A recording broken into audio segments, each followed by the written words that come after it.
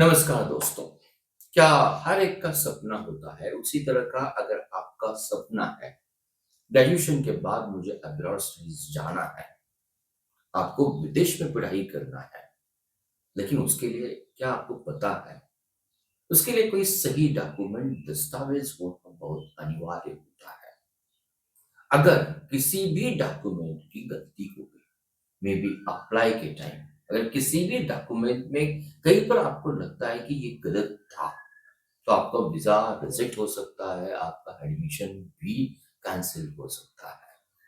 अगर ये दोनों डॉक्यूमेंट रिजेक्ट हो सकते हैं, तो आपका विदेश में जाने का जो सपना था, वो भी अधूरा हो सकता है। लेकिन दोस्तों, यहाँ पर बिल्कुल टेंशन लेने की ज़रूरत नहीं है। आज का वीडियो मैं स्टेप बाय स्टेप आपके साथ शेयर करूँगा कि डॉक्यूमेंट कौन से लगते हैं। एक वीडियो में केवल मैंने लिस्ट नहीं दी हुई है। हर डॉक्यूमेंट का शॉर्टली मैंने पर्पस भी मेंशन्स किया हुआ है। उसका इम्पोर्टेंस क्या है? उसकी अहमियत क्या है? इसको हम सही तरीके से देखने की तैयारी करेंगे। उसी के साथ इस डॉक्यूमेंट को हम अच्छी तरह से जानते हैं ना, तो we understand the process of the foreign countries, USA, UK, Canada का प्रोसेस भी हम अच्छी तरह से समझ सकते हैं। तो आज जो भी डॉक्यूमेंट लगते हैं, इस डॉक्यूमेंट को हम ब्रॉडली 5 वेज में क्लासिफाई करेंगे। फर्स्ट होगा आपका एकेडमिक दस्तावेज, जिसे हम एकेडमिक डॉक्यूमेंट कहेंगे। आपका शिक्षा का प्रमाण होता है, उसके बारे में हम जरूर चर्चा करेंगे। सेकंड डॉक्यूमेंट की बात आती है ना, जिसे हम भाषा प्रमाण पत्र कहेंगे, लैंग्वेज प्रोफिशिएंसी सर्टिफिकेट कहेंगे। अगर आप नॉन नेटिव इंग्लिश कंट्री से हैं, तो आपके अंग्रेजी भाषा के लिए टेस्ट होता है। ये आता है आपका सेकंड डॉक्यूमेंट। अगर थर्ड डॉक्यूमेंट की बात कर लेते हैं, ये आते हैं वित्तीय दस्तावेज, फाइनेंशियल दस्तावेज। आपके विदेश स्टडी के लिए फंडिंग और फीस से जुड़े हुए सभी डॉक्यूमेंट इसमें आ जाते हैं। फोर्थ जो मेजर डॉक्यूमेंट्स होता है, उसको हम क्लासिफाई करेंगे वीजा और पासपोर्ट डॉक्यूमेंट। वीजा और पासपोर्ट डॉक्यूमेंट आपको विदेश में स्टडी करने के लिए जो परमिशन, अनुमति दी जाती है, उसके बारे में होता है। और लास्ट डॉक्यूमेंट को हमने क्लासिफाई किया हुआ है इंश्योरेंस या related all the miscellaneous document. अगर ये मिसलेनियस की बात आती है, तो ये वेरिएबल होते हैं फ्रॉम कंट्री टू कंट्री। तो ये आपकी सुरक्षा के लिए है, ये जानना बहुत इंपॉर्टेंट है। तो ये मेजर 5 क्लासिफिकेशन इसमें आता है। अलग-अलग उसमें भी सब पार्ट आ जाते हैं। तो आज इस वीडियो में चलिए बिना समय गवाए हम देखेंगे, हम जानते हैं कि विदेश में पढ़ाई करने के लिए, चाहे वो आपकी बैचलर डिग्री हो सकती है, चाहे आपका एमएस इन अब्रॉड स्टडीज हो सकता है। अगर आपका पढ़ाई करने का सपना पूरा करना चाहिए, तो सबसे इंपॉर्टेंट होते हैं डॉक्यूमेंट्स। इस डॉक्यूमेंट के बारे में हम आज चर्चा करेंगे। जिस तरह से मैंने कहा, फर्स्ट मेजर क्लासिफिकेशन आता है एकेडमिक डॉक्यूमेंट या एकेडमिक डॉक्यूमेंट्स में जो ऑलमोस्ट 4 टू 5 डॉक्यूमेंट्स आते हैं।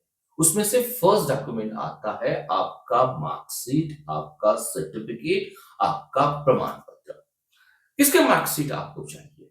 फर्स्ट मार्कशीट आता है आपका 10वीं, 12वीं या स्नातक। अगर ग्रेजुएशन के बाद आपका ग्रेजुएशन में इंडिया में कंप्लीट हुआ है और आप चाहते हैं कि मुझे पीजी करना है, एमएस करना है, तो उसके लिए आपके स्नातक के डॉक्यूमेंट चाहिए। लेकिन वो अटेस्टेड होने चाहिए, प्रमाणित होने चाहिए। कुछ देशों में अटेस्टेड नोटराइज्ड डॉक्यूमेंट की आवश्यकता होती है। थोड़ा-सा उसमें वेरिएशन ज़रूर आता है, लेकिन हमें ये डॉक्यूमेंट ज़रूरी होने चाहिए। सेकंड एकेडमिक डॉक्यूमेंट में आते हैं ना, ट्रांसक्रिप्ट आते हैं। ट्रांसक्रिप्ट का मतलब क्या होता है? आज तक यूनिवर्सिटी में जो आपने कोर्स चूज किया है, जो सेमेस्टर था, सेमेस्टर में जो सब्जेक्ट थे, तो हर सब्जेक्ट में आपकी ग्रेड क्या है, आपका जीपीए स्कोर क्या है, तो ये विस्तृत रिकॉर्ड होता है। आपकी यूनिवर्सिटी द्वारा ये प्रमाणित किया जाता है, सर्टिफाई किया जाता है कि यस, इस बंदे के लिए ये मार्क्स थे। तो थर्ड डॉक्यूमेंट आती है, इस डॉक्यूमेंट को कहेंगे एलओआर, सिफारिश पत्र, लेटर ऑफ रिकमेंडेशन। अहम डॉक्यूमेंट होता है। जिस कॉलेज में आप पढ़ते थे ग्रेजुएशन के लिए, उस कॉलेज के प्रोफेसर, एचओडी ऑफ डिपार्टमेंट, या अगर आपका कोई जॉब का एक्सपीरियंस है, तो आपके पूर्व नियुक्त, हम एम्प्लॉयर भी कहेंगे, उनके द्वारा ये लेटर ऑफ रिकमेंडेशन दिया जाता है। ऑलमोस्ट अगर आपका एप्लीकेशन सही सिलेक्ट होने के लिए 2 से 3 एलओआर की जरूरत होती है। LOR का मतलब होता है कि यार ये स्टूडेंट्स बहुत मेहनती है, हार्ड वर्क है, according to our knowledge and he is fit for your university for the MS for the bachelor degree. Fourth जो डॉक्यूमेंट आता है जिसे हम उद्देश्य पत्र कहते हैं या स्टेटमेंट ऑफ पर्पस कहते हैं, शॉर्ट फॉर्म इसका होता है SOP। तो ये मोस्टली जो भी अब्रॉड स्टडीज की यूनिवर्सिटीज आती है उसमें से सबसे अगर इंपॉर्टेंट डॉक्यूमेंट होता है ना तो SOP होता है, शॉर्ट फॉर्म में हम उसे कहेंगे इसे भी कहेंगे। तो ये डॉक्यूमेंट में इसमें ये बताया जाता है आपके द्वारा जो कोर्स मैंने सिलेक्ट किया हुआ है, जो यूनिवर्सिटी मैंने सिलेक्ट की हुई है, क्यों सिलेक्ट की है। छोटा सा मेरा बैकग्राउंड होता है टेक्निकल मामले में, मैंने यूनिवर्सिटी में किस प्रोजेक्ट में मैंने काम किया हुआ है और आपके यूनिवर्सिटीज को मैं क्यों सिलेक्ट करना चाहता हूँ। तो ये SOP स्ट्रांग होना तो आपका एप्लीकेशन कंफर्म करने के लिए सबसे अहम डॉक्यूमेंट होता है। तो ये थे first major document. Second document आती है भाषा प्रमाण पत्र, लैंग्वेज प्रोफिशिएंसी टेस्ट। जिस तरह से मैंने कहा अगर हम इंडियन कंटेक्स्ट की बात कर लेते हैं तो India is considered as a non English speaking country. तो for that purpose Indian students के लिए कुछ टेस्ट होती है इंग्लिश प्रोफिशिएंसी की। उसमें फर्स्ट टेस्ट आती है IELTS, इंटरनेशनल लैंग्वेज, इसे हम कहेंगे testing system IELTS।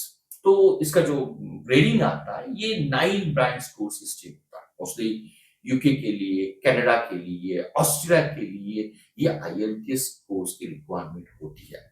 Second test जो आती है mostly United State of America की यूनिवर्सिटी द्वारा उसको प्रिपेयर किया जाता है, test of English as a foreign language या शॉर्ट फॉर्म में उसको TOEFL कहेंगे। उनका ग्रेडिंग होता है 120 नंबरों का, अंकों का, जो ऑनलाइन भी होती है। वो मोस्टली मैंने जिस तरह से कहा ये यूएसए में उसको स्वीकार किया जाता है। थर्ड लैंग्वेज प्रोफिशिएंसी टेस्ट जो आती है मेजरली एक्सेप्ट की जाती है नाउ डेज में, उसे हम कहेंगे पियर्सन टेस्ट ऑफ इंग्लिश या PTE कहेंगे। CBT टेस्ट होता है, कंप्यूटर बेस्ड टेस्ट होता है, जो आज ऑलमोस्ट ऑल कनाडा हो, यूएसए हो, यूके हो, ऑस्ट्रेलिया हो, इनके द्वारा ये प्रमाणित है, दे नीड इट। और लास्ट जो आता है GRE, GMAT और हम कहेंगे कि एक SAT की टेस्ट। जिस तरह से GRE मास्टर के लिए यूएसए में इंपॉर्टेंस होता है आपकी टेस्ट होना, GMAT अगर हम मैनेजमेंट का कोर्स करना चाहते हैं तो GMAT का स्कोर एसेंशियल्स होता है। और बैचलर डिग्री के लिए देयर आर सम स्टूडेंट्स वो कहते हैं कि 12th के बाद नहीं मुझे बैचलर ही विदेश में करनी है, तो उसके लिए SAT की एग्जाम्स होती है। तो थर्ड डॉक्यूमेंट जो लिस्ट में आता है फाइनेंशियल डॉक्यूमेंट हम कहेंगे, जिसे वित्तीय दस्तावेज कहेंगे। हम विदेश में चले तो जाते हैं, लेकिन विदेश में चलने के लिए वहां गवर्नमेंट होती है, उनके लिए आपका फाइनेंशियल स्ट्रॉन्ग स्टेटस होना बहुत जरूरी होता है। उसके लिए आपके लगते हैं बैंक स्टेटमेंट। वीजा और यूनिवर्सिटी को ये दिखाने के लिए आपके पास ऑप्टिमम पैसा है, पर्याप्त पैसा है नेक्स्ट 1.5 ईयर के लिए, नेक्स्ट 2 इयर्स के लिए हम फंडिंग कर सकते हैं। तो इसके लिए कम से कम पिछले 6 से 12 महीनों का आपका बैंक स्टेटमेंट जरूरी होता है। अगर हम वित्तीय डॉक्यूमेंट की बात कर लेते हैं, अगर विदेश के लिए अगर आपने लोन लिया है तो सेकंड डॉक्यूमेंट आता है शिक्षा ऋण का, एजुकेशन लोन डॉक्यूमेंट आता है, जो अगर ओनली इट पॉसिबल अगर आपने लोन लिया हुआ है तो लोन लेकर आप पढ़ाई कर रहे हैं तो बैंक से आपका अप्रूवल लेटर आता है कि this students take the loan for this particular years and this is the technical process. तो everything is mentions in the loan approval letters में होता है। थर्ड डॉक्यूमेंट जो आता है स्पॉन्सरशिप लेटर्स आता है। समटाइम्स क्या होता है, डेफिनेटली हमारी विदेश की पढ़ाई हमारे माँ बाप द्वारा उसको स्पॉन्सर नहीं कह सकते, लेकिन अगर रिलेटिव द्वारा उसको स्पॉन्सर किया जाता है, अगर वो उनका आपकी पढ़ाई का खर्च उठा रहे ना, तो ये इसके लिए प्रोविजन आता है, स्पॉन्सरशिप लेटर का प्रोविजन होता है। और जो फोर्थ मेजर डॉक्यूमेंट क्लासिफाई होता है जिसे हम कहेंगे वीजा और पासपोर्ट डॉक्यूमेंट। अगर हम वीजा की बात कर लेते हैं, जिसे हम पासपोर्ट कहेंगे, वैध पासपोर्ट कहेंगे, तो हमें ये याद रखना है कि लास्ट 6 मंथ से हमारा वीजा वैलिड होना चाहिए। अगर आपको वीजा नहीं है तो आज से आप तैयारी करें। ऑनलाइन उसको हम अर्ज कर सकते हैं as like the Aadhaar card, as like the PAN card. ये भी एक प्रमाणित और वैध वैलिड डॉक्यूमेंट होना हमारे विदेश के लिए इंपॉर्टेंस होता है। जिस तरह से मैंने बोला लास्ट 6 मंथ से वो वैलिड होना चाहिए, वर्किंग होना चाहिए। सेकंड बात आती है, अगर वीजा डॉक्यूमेंट की बात कर लेते हैं तो हर कंट्री के लिए कुछ टर्म्स अलग होती है। जिस तरह से हम यूएसए की बात करें, स्टूडेंट वीजा के लिए F1 वीजा से जाना जाता है। यूके की बात कर ले तो स्टूडेंट वीजा को अप्लाई करते हैं तो इसमें टियर 1 कहा जाता है, और कनाडा की बात कर लेते तो उसको स्टडी परमिट कहते हैं। तो ये आपका लेटर प्रोसीजर होता है, लेकिन टेक्निकल टर्म्स आपसे मालूम होनी चाहिए। यूनिवर्सिटीज द्वारा दो डॉक्यूमेंट दिए जाते हैं, एज लाइक I-20 दिया जाता है, कास दिया जाता है यूके द्वारा। तो यूनिवर्सिटी द्वारा आपका एडमिशन कंफर्म होने के बाद ये डॉक्यूमेंट आपके साथ होने चाहिए। जिस तरह से कास यूके के लिए लगता है, I-20 फॉर्म ये अमेरिकन यूनिवर्सिटी से द्वारा दिया जाता है, और इसमें बायोमेट्रिक और मेडिकल टेस्ट रिपोर्ट आज लगता ही है। कई देशों में आपका ये अनिवार्य रिपोर्ट होता है कि ऑलमोस्ट आपका वीजा क्लियर हो गया, तो मेडिकल रिपोर्ट होना जरूरी होता है। और लास्ट डॉक्यूमेंट मेजर क्लासिफिकेशन में आता है बीमा और अन्य दस्तावेज। बीमा इंश्योरेंस की जरूरत होती है क्या? उसमें ट्राइबल इंश्योरेंस आता है या हेल्थ इंश्योरेंस भी आता है? ये डॉक्यूमेंट मिसलेनियस ने मैंने इसलिए उसको मेंशन्स किया, we can't ignore this document, ये एसओपी और से महत्वपूर्ण नहीं होता है। स्वास्थ्य बीमा की अगर हम बात कर लेते हैं, हेल्थ इंश्योरेंस की बात कर लेते हैं, तो during the medical emergency sometimes हम कुछ नेगेटिव सोचने की बात नहीं कर सकते, लेकिन for them, for their country, हमारी सुरक्षा के लिए, हेल्थ की सुरक्षा के लिए दे नीड द स्वास्थ्य बीमा के डॉक्यूमेंट होना चाहिए। जो हम ट्रैवल करने वाले, ट्रैवल इंश्योरेंस होना चाहिए। यात्रा के दौरान आपकी सुरक्षितता को एक सिक्योर करने के लिए, सुनिश्चित करने के लिए ट्रैवल इंश्योरेंस ये डॉक्यूमेंट होना ही चाहिए। This is most important document. Last document जो आता है, जिसे हम कहेंगे कि टेम्पररी रेसिडेंसी परमिट, जिसे हम अस्थायी प्रमाण पत्र कहेंगे।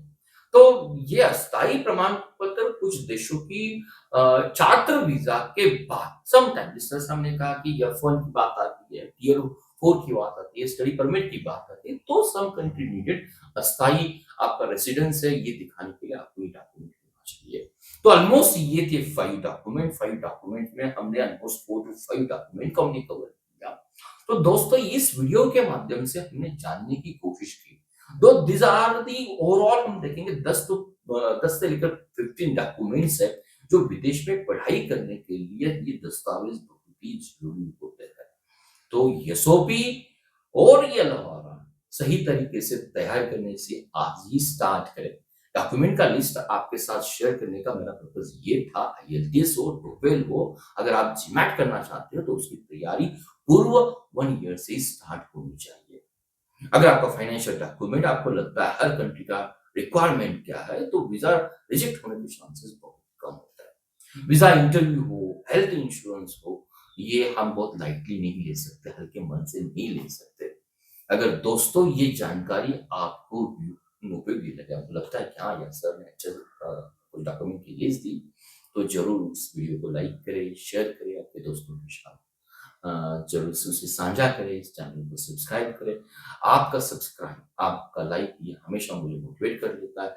आने वाले वीडियो में हर डॉक्यूमेंट के बारे में हम विस्तार पूर्ण से चर्चा करेंगे। इलॉर के लिए क्या-क्या पॉइंट कवर करने चाहिए, हमारे लिए एसओपी के लिए किस तरह से लिखना चाहिए, क्या होना चाहिए, क्या नहीं होना चाहिए।